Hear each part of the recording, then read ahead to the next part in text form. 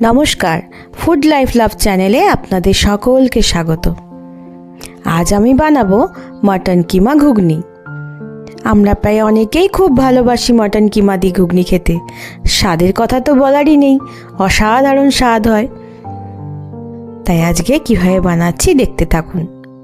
এখানে আমি 800 গ্রাম মতো মটর আমি রাতে জলে ভিজিয়ে রেখেছিলাম, কিন্তু কাল রাতে আর রান্না করার টাইম পাইনি, দিয়ে একদিন সারাদিন ভিজে গেছে মটরটা আমার।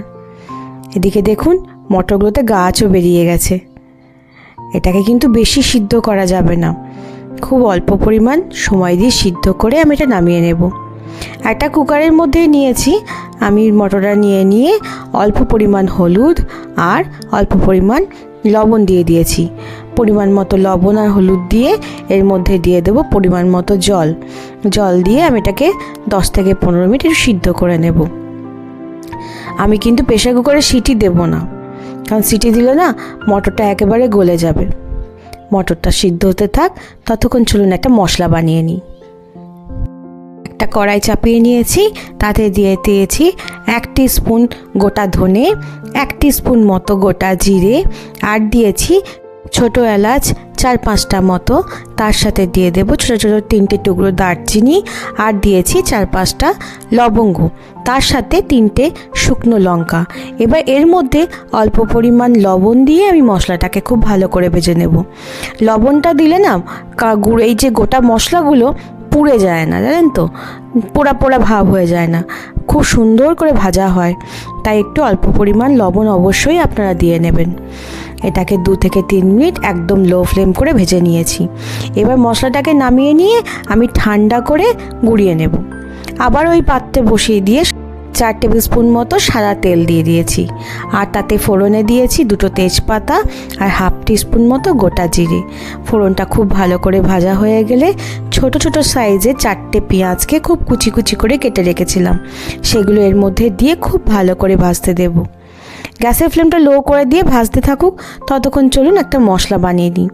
ওই যে মশলা গুঁড়ো করে রেখেছিলাম ওই মিক্সির বাটির মধ্যেই আমি নিয়ে নিলাম 10-12টা রসুনের কোয়া, প্রায় 1 মুঠো মতো আদা কুচি, আর 8টা পাকা লঙ্কা। এগুলোকে মিহি করে বেটে নিয়েছি।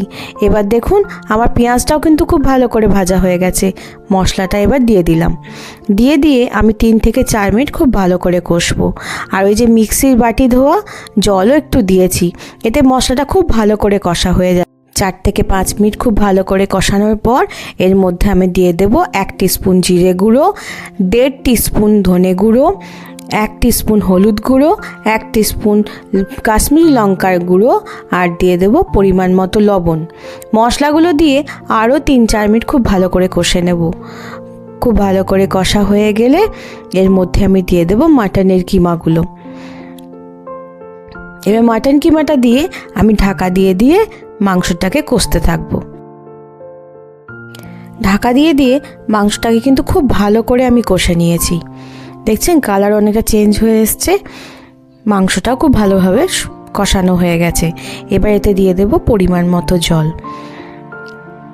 জলটা আপনারা নিজেদের আন্দাজ করেই দেবেন, কারণ মাংসটা সিদ্ধ হতে যতটা জল প্রয়োজন ততটাই কিন্তু আমি এখানে জল দিয়েছি। জলটা দিয়ে খুব ভালো করে নেড়ে চেড়ে আবার ঢাকা দিয়ে দেব। এবার 20-25 মিনিট পর ঢাকা খুলে একবার দেখে নেব যে সিদ্ধ হয়েছে কিনা। আচ্ছা, আমি আলুটা না ভাজতে ভুলে গেছিলাম, ভেজে দিলেও হয়, আবার মটরের সাথে সিদ্ধ করে দিলেও হয়, কিন্তু তখন আমি দিতে ভুলে গেছিলাম বলে মাটনের সঙ্গেই দিয়ে দিলাম। 15-20 মিনিট পর খুলে একবার চেক করে নেব মাংসটা সিদ্ধ হয়েছে কিনা। মাংস খুব ভালো করে আমার সিদ্ধ হয়ে গেছে। মাংসটা সরিয়ে রেখে এবার ঘুগনির পাত্রটা আমি গ্যাসে চাপিয়েছি। এবার ঘুগনির মটরটার মধ্যে আমি মশলা দেওয়া মাংসটা ঢেলে দিলাম। ঢেলে দিয়ে খুব ভালো করে মিশিয়ে নেব। খুব ভালো করে মিশিয়ে নিয়েছি।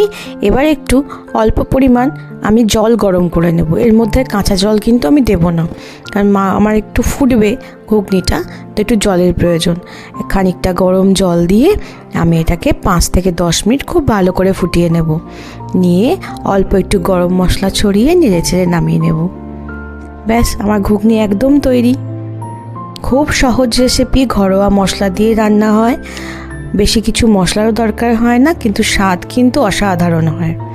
আমি জল দেওয়ার পর অল্প একটু স্বাদ মতো মিষ্টিও দিয়ে দিয়েছিলাম।